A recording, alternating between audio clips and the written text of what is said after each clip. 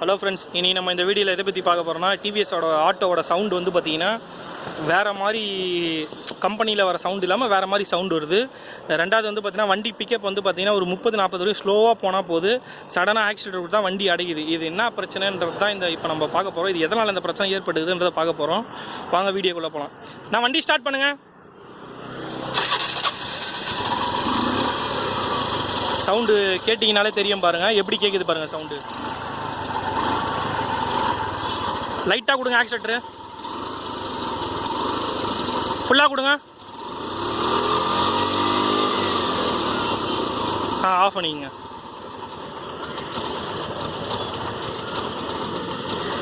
இந்த சவுண்டு எதனால் வருதுன்னா, ஏர் லீக் ஆகுனா இந்த மாதிரி வந்து பார்த்திங்கன்னா சவுண்டு வரும், நாய்ஸ் வரும். ரெண்டாவது வந்து பார்த்திங்கன்னா ஏர் லீக் ஆகிறதுனால பிக்கப் வந்து பார்த்திங்கன்னா உங்களுக்கு ட்ராப் ஆகும். அதனாலே உங்களுக்கு இந்த ஃபால்ட் வரலாம். சும்மா பேசிக்காக நம்ம செக் பண்ணி பார்க்கும் போது இதில் என்ன ஃபால்ட்டுன்றது கிளியராக தெரிஞ்சிச்சு. இந்த இடத்துல இருக்க ஏர் ஃபில்டர்லேருந்து கார்பரேட்டருக்கு வர ஓஸ் வந்து பார்த்திங்கன்னா டேமேஜ் ஆகிருக்கு. இங்கே பார்த்தீங்கன்னா தெரியும் பாருங்கள், வேறலே உள்ளே போயிட்டு வருது பாருங்கள். அந்தளவுக்கு வந்து பார்த்திங்கன்னா ஓஸ் டேமேஜ் ஆகிருக்கு. இந்த ஓஸை தான் இப்போ நம்ம ரீப்ளேஸ் பண்ணிவிட்டு வண்டியை ஆன் பண்ணி செக் பண்ண போகிறோம். இந்த ஓஸோட விலை வந்து பார்த்திங்கன்னா டிவிஎஸில் வாங்கினீங்கன்னா 148 ரூபா வரும்.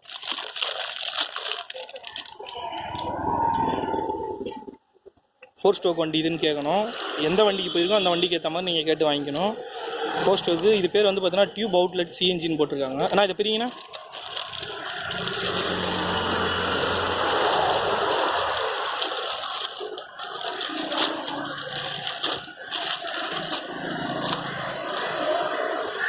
இப்போ இதை பார்த்தீங்கனாலே தெரியும் உங்களுக்கு எவ்வளோ கிளியராக இருக்குன்ட்டு.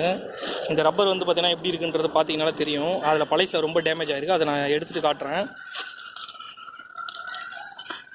இதை கழட்டுறதுக்கு வந்து பார்த்திங்கன்னா இந்த ஸ்க்ரூவை ரிமூவ் பண்ணிக்கணும். நீங்கள் இந்த ஸ்க்ரூவும் இந்த இடத்துல உள்ள ஒரு ஸ்க்ரூ இருக்குது,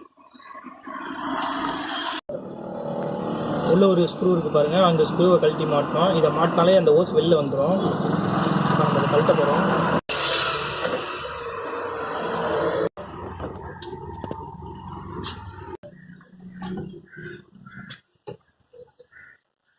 அதை கழட்டிட்டோம். பார்த்தீங்கன்னா தெரியும் எதனால் அந்த சவுண்டு வந்தது. பிக்கப்பு மைலேஜ் ட்ராப் ஆனது காரணம்.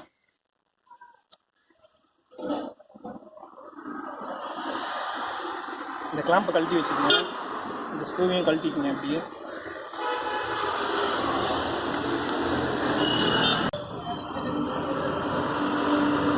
இந்த லாக்கு கொடுத்துருப்பாங்க. இந்த ஹோல்ஸில் தான் வச்சு மாட்டணும். இதை அப்போ தான் உங்களால் மாட்ட முடியும்.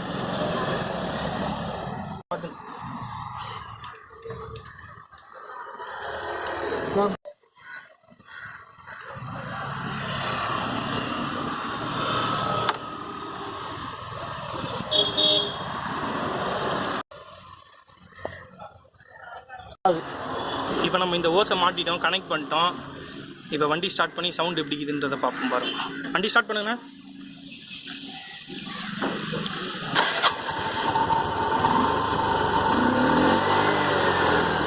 ஃபுல்லாக கொடுங்க ஆக்சிலேட்டரு.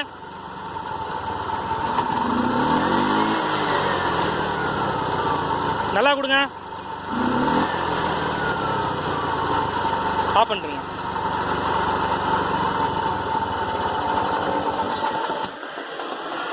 இப்போ சவுண்டும் வந்து பார்த்திங்கன்னா நல்லா கிளியர் ஆகிடுச்சு. கம்பெனி நாய்ஸ் வந்துடுச்சு.